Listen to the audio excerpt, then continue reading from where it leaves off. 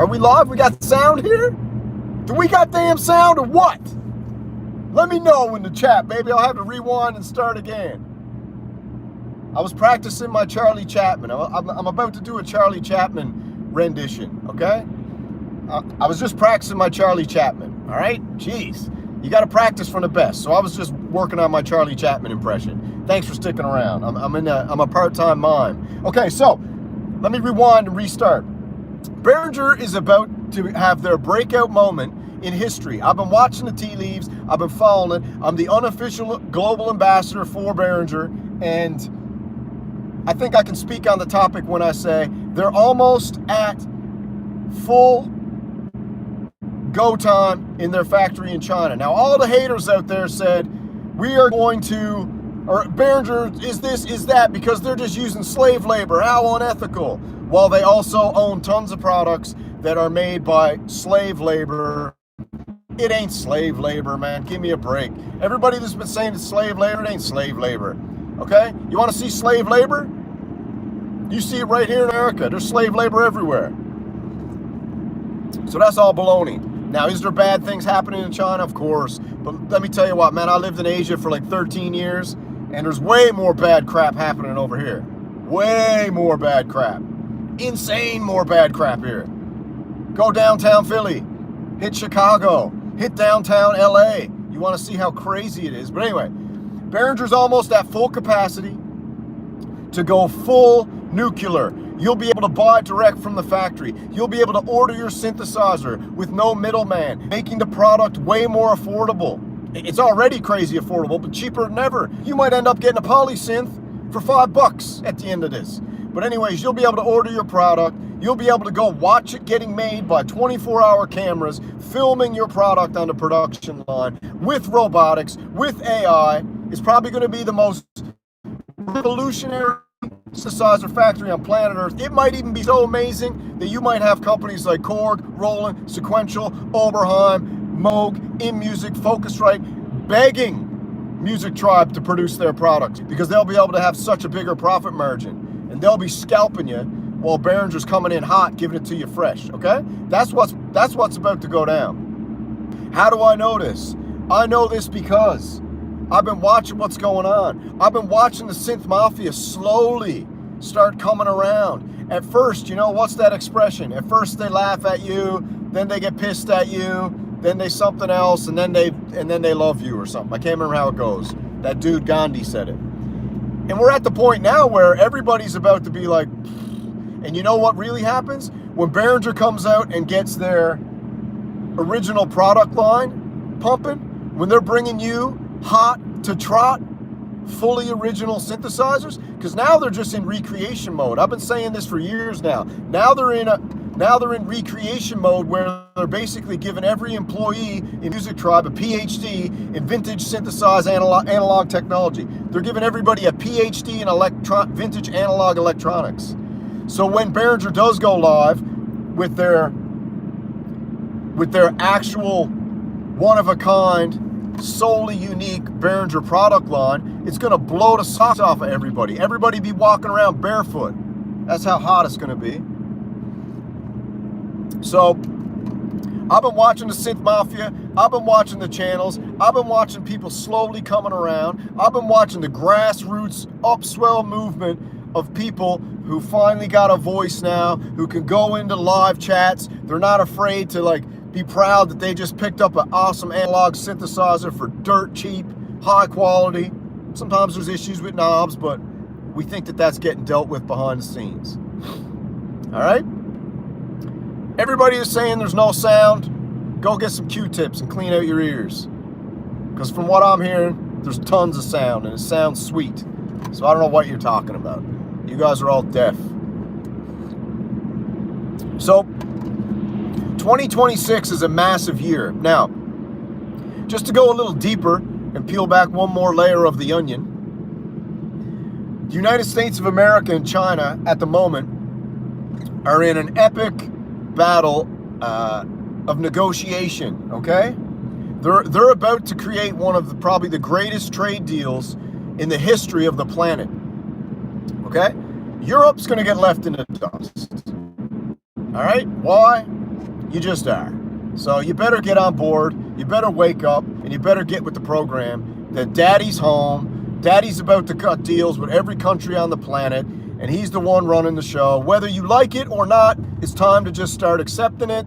You got nothing, you got nothing to say about it now. It's just happening. You're going to watch it in real time. So United States of America is about to cut one of the greatest trade deals of all time with China. Once this happens, you're going to see a complementary partnership where the price of products in America, I don't know about anywhere else, I'm talking about in America, you're going to see the price of products drastically decline. We're going to be getting things for so cheap, it's going to be crazy. And it's because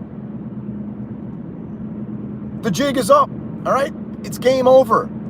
Time's up, all right? The world taking advantage of America is over, all right? And it's a whole new ball game. It's a whole new kettle of fish. The fish are cooked, now they're salted, now they're battered, now about to go in the frying pan and get cooked up for everyone to eat. That's where we're at. So once this US-China trade deal gets cut, that's when you're really going to see Behringer blast off into the stratosphere, because Uli's waiting for the right moment, okay? Uli doesn't want to be charging more for synthesizers based on foolish things, okay? That's why he's out here now. He's going to give them to you for even cheaper. I mean, he already came out and said he's going to, if my life had a theme song, what would it be? If my life had a theme song, it would be Working for the Weekend by whoever sings that. Everybody's working for the weekend. Do-do-do-do-do-do. Everybody's got some beat that down. That would be my theme song. That and that Rocky song, Hearts on Fire. That'd probably be my theme song, actually. Hearts on Fire. Hearts on fire, strong desire, feel it in your dreams. Do. But anyway, yeah, Lover Boy, that would be my third one.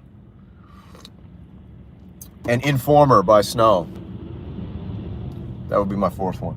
So yeah, Behringer's come out years 2026. I feel it. You know I got that synth crystal ball. You know I know when stuff's coming along. You know when I got a vibe. And I'm telling you right now, coming into the fall before Christmas, we're probably going to get something super hot coming out. And then once we get into 2026, I'd say March of 2026, around there, we're going to see mega steam pick up. Because that's when the crux, the inflection point, that's when the moment will hit where all cylinders are firing in every sense of the word, okay? Where everything will hit that singularity. And we're going to start seeing product after product. And then, listen, everybody thinks this is over. It's just getting started. We are just finishing, bringing back, reviving the analog ghosts of the past that the customer has been begging for. They've been begging Korg. They've been begging Moog. They've been begging Roland. They've been begging Sequential. Please, for the love of Synth God, will you bring back these epic synthesizers? What do they say? We can't. Don't know how to do it no more. It's like all these synth companies are NASA. It's like, we can't go back to the moon. We don't know we lost the technology. We don't know how to make it anymore. I mean, we made it in the 60s and 70s, but we just can't do it. Sorry. And it's like, what? So Behringer's like, hold my coffee. Let me recreate these vintage synthesizers that everybody's asking for. Not only that, let me give them to you for a regular price, because the boys are just gouging you on the used market, running a vintage synth mafia racket. They should be all charged for racketeering for the price fixing they've been doing on all these synthesizers. But not no more, because the sheriff's in town now, and he's basically said, Nah, we're going to recreate these for you. We'll get them done. We'll get them back. We'll get them in your hands. And when we're done with that, what we're going to do is we're going to come out and we're going to give you the originals that we've been working on for the last 10 years. Because the Deep Mind, you know what the Deep Mind was? The Deep Mind was a tease, okay? Because the Deep Mind is arguably, minus the screen issues, but as a first synthesizer, the Deep Mind that was done almost like a tribute to Uli. If you go watch Uli's interview, one of the bros was like, Uli, man, I made this for you, bro. Because I know, you know, that synthesizer you made back in the day. Here's this. Uli was like, let's give this to the people, okay? So then what do you got? You got the Deep Mind, which was arguably, and you got scholars saying this. All right, I was talking to a few cats in the universities, and you got scholars saying that Deep Mind is one of the greatest synthesizers ever released at the price point. When we're talking price to sound to feature ratio, the Deep Mind is like arguably the greatest of all time. The GOAT, okay? The horned GOAT. The greatest of all time, the Deep Mind. And that was their first. Then what happened? They were like, all right, let's get all these vintage synths made because that's what the people want. Let's get them in their hands. Plus it's genius marketing. Plus it's a great little gimmick. Plus it works perfect for our business plan. Plus it trains all of our engineers, everybody, and gives them all a PhD in vintage analog electronics. And then we'll hit them. We'll hit them with the diamonds. You know, we'll hit them with the we'll hit them with the platinum coated triple truffle diamonds, and we'll hit them nonstop. And then we're at that. By that time, all these other synthesizers that came out. Listen, you're telling me Behringer can't do a Moog Messenger? Moog Messenger's easy work, okay? Moog Messenger's easy work. They could have a Moog Messenger clone out in 2 weeks, all right? You think the friggin' sequential 4M form, whatever it's called, that's easy work. That's basic, all right? That's basic math. That's easy peasy, lemon squeezy. So that all that stuff can be, you think the TR-1000 is something revolutionary? That's easy work. That's easy work. I love Roland. I love Korg. I love them all. Don't get it twisted. I love every one of them. But it's easy work, okay? The hard work is creating a fully automated, AI integrated factory on a mass scale that can now produce all these synthesizers for even cheaper than you were getting them. And when I say cheap, I'm talking about price, not quality. That is what's epic. That is the hard work. Making these synthesizers is easy work. They've all been making you think it's hard. It is hard, but it ain't that hard, okay? When it comes to an actual like $1 million companies. You know what's hard? Hard is PWM making synthesizers. That's what hard. Pretty much a 3-man show. Hard is Fred's Lab, designing one of the greatest synthesizers ever and building it himself in his house, okay? That's hard. Sequential, Moog, Korg, Roland, those guys designing synthesizers is easy work. So whatever you ask for, they should be able to do. Plain and damn simple. All right? This is the Attitude Era.